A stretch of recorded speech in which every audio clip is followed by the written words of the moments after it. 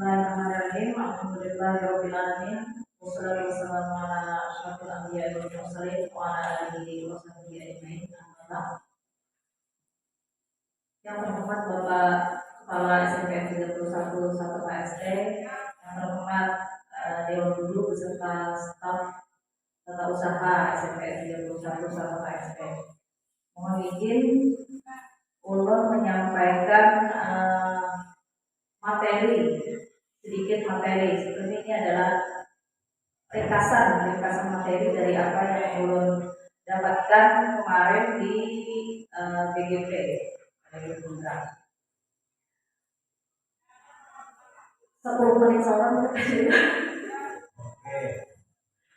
Oke, coba masa satu materinya Bapak Ibu. Ulun menyampaikan mengenai modul ajar. Ini bagi ulun juga merupakan hal yang baru karena baru ketemu baru disampaikan dan baru mendengar pada saat di BGP kemarin. Nah, apa itu modul ajar? Di pikiran ulun, modul ajar itu adalah kumpulan materi di pikiran ulun pada saat itu. Tapi ternyata bukan, Bapak Ibu. Modul ajar itu di dalam kurikulum Merdeka itu adalah pengganti RPP dan juga silabus. Pengganti RPP dan juga silabus. Jadi untuk kita yang melaksanakan kurikulum Merdeka tidak bisa lagi copy paste RPP hari. Berarti bila masih copy paste, berarti kurikulum hari tau. Belum merdeka lagi. Nah, penggantinya iya modul ajar. Nah, yang isinya adalah RPP dan silabus. Modul ajar ini dalam kurikulum Merdeka lebih praktis dan juga lebih efisien, ya, bagi kita sebagai pendidik, karena karena silabus dan RPP itu sudah dalam satu modul ajar. Jadi tidak lagi kalau dulu silabus, kemudian RPP, ya. Nah, dalam modul ajar silabus dan RPP itu sudah jadi satu. Jadi kita hanya tidak lagi terpisah, cukup dengan modul ajar saja. Nah, sekarang apa yang ada di dalam modul ajar? Nah, ini yang akan ulun sampaikan sedikit, ya. Nah, jadi ada capaian pembelajaran dan ada tujuan pembelajaran. Apa yang dimaksud dengan capaian pembelajaran? Nah, capaian pembelajaran ini adalah kompetensi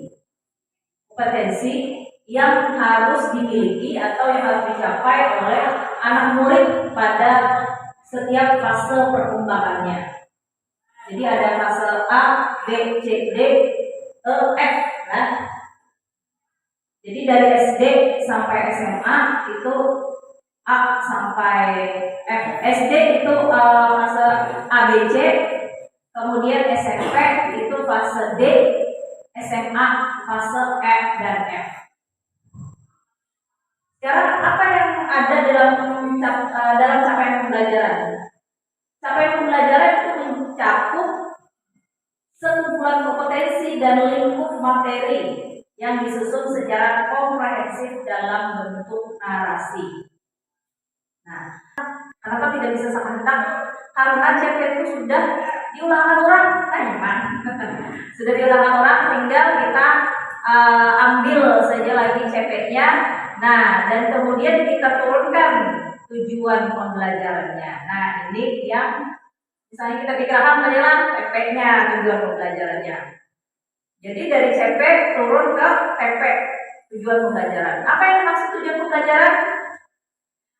TP atau tujuan pembelajaran adalah pencapaian 3 aspek kompetensi: pengetahuan, keterampilan, dan juga sikap yang diperoleh siswa dalam satu kegiatan pembelajaran. Nah, TP ini disusun dengan memperhatikan bukti yang dapat diamati dan dapat kita ukur pada murid atau anak didik, sehingga anak didik dapat mencapai suatu tujuan pembelajaran. Harus kita lakukan. Penulisan TP ada dua komponen, yaitu kompetensi. Kompetensi itu secara konkret, ya ini kemampuan apa yang perlu didemonstrasikan oleh murid, dan juga tahap berpikirnya, tahap berpikir murid, apa yang bisa dicapai oleh anak didik kita. Nah, dalam TP juga ada lingkup materi. Lingkup materi ini hal apa saja yang perlu dipelajari oleh anak didik dari suatu konsep yang dinyatakan dalam CP. CP itu kalau kita bahari dia silabus. Nah, kemudian apakah lingkungan sekitar dan kehidupan keseharian anak didik dapat kita gunakan sebagai konteks untuk mempelajari konten atau isi dalam CP. Kita turunkan lagi menjadi alurnya atau jalannya dari kita. Apa itu ATP?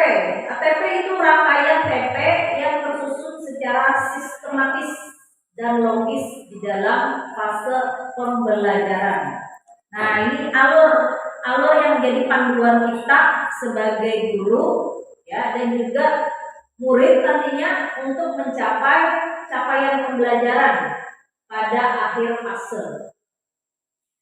Kemudian tujuan pembelajaran disusun secara kronologis berdasarkan urutan pembelajaran dari waktu ke waktu. Nah, ini yang dapat kita susun, ya, menyusun ATP kita masing-masing atau menyusun alur tujuan pembelajaran kita masing-masing. Capaian pembelajaran bahasa Inggris pada fase D. Nah, bisa Bapak dan Ibu lihat bersama. Jadi CP ini bisa secara kita bolos orang merawat karena itu sudah disediakan CP-nya. Nah, ini secara umum akhir fase D, peserta didik menggunakan teks lisan dan tulisan visual dalam bahasa Inggris untuk berinteraksi dan berkomunikasi dalam konteks yang lebih beragam. CP ini panjang Bapak Ibu. Untuk bahasa Inggris, untuk bahasa Indonesia dan juga mata pelajaran lain, CP ini kalimatnya panjang. Jadi yang harus kita tanah. CP pada bahasa Indonesia itu menyimak dan berbicara. Kalau berbicara apa Pak? Elemennya?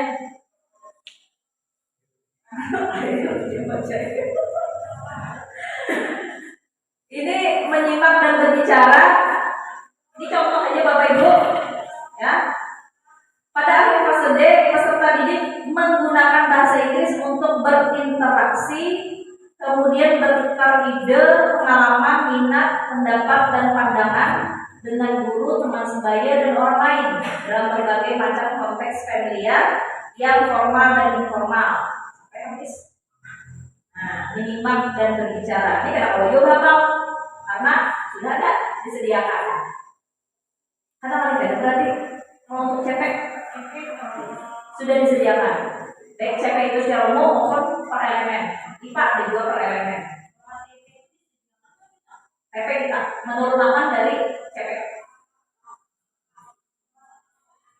Nah, ini membaca dan memirsanya untuk bahasa Inggris. Kemudian turun agak cepat karena ini hanya bahasa TP. Langkah-langkahnya caranya kita menemukan CP menjadi TP. Yang pertama tentu bukan dia mendownload CP. Download dulu paham. Maksud dari jebak. Maksud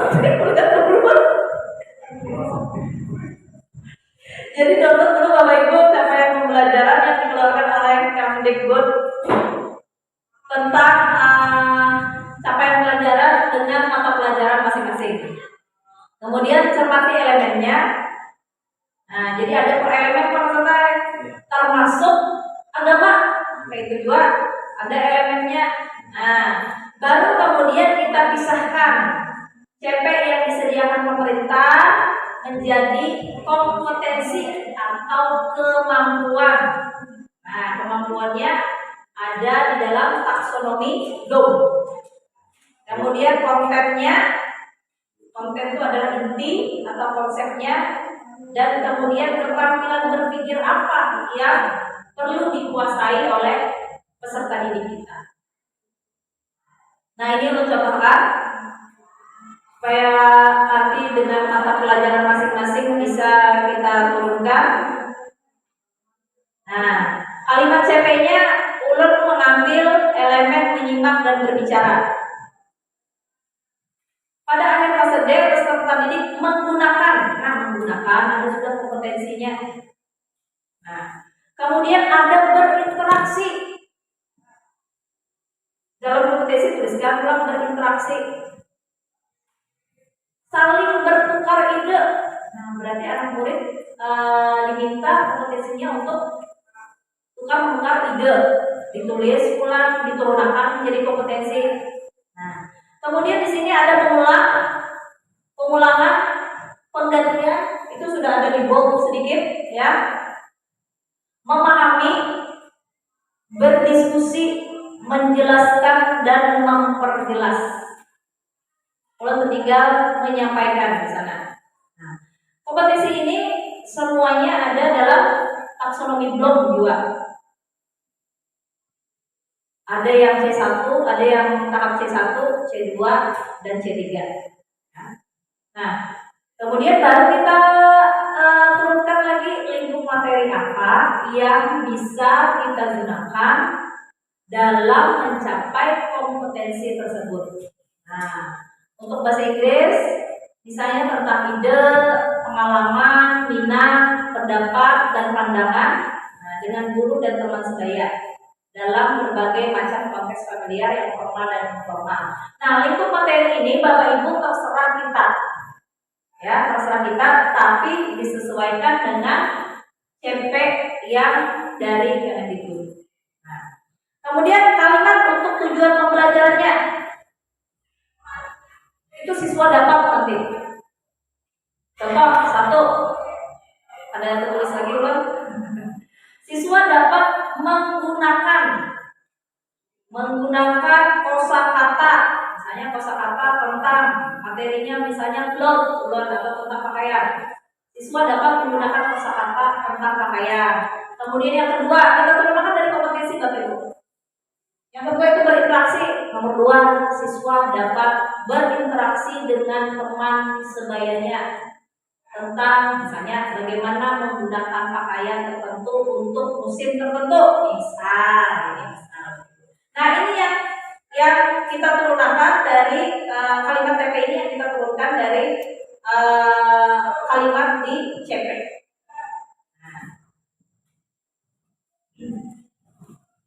Nanti di bawah-bawahnya Bapak Ibu ada lagi penjelasan mengenai materinya yang lebih spesifik. Setelah kalimat TP ini ada nanti di bawahnya penjelasan materi yang lebih spesifik. Jadi kita bisa menggunakan modul dalam selembar itu aja kita bawa ke dalam kelas, sudah bisa atau sudah lengkap. Mungkin itu dari ulun 15 menit sekalinya lalu gitu. Mudah-mudahan tidak ada pertanyaan. Kalau ada pertanyaan kayak aja Bapak Ibu. Terima kasih atas perhatiannya. Mohon maaf atas segala kekurangan. Ulun lanjutkan kepada pembawa acara terlebih dahulu, yang nanti dilanjutkan ke literasi dan numerasinya. Bila itu Assalamualaikum warahmatullahi wabarakatuh.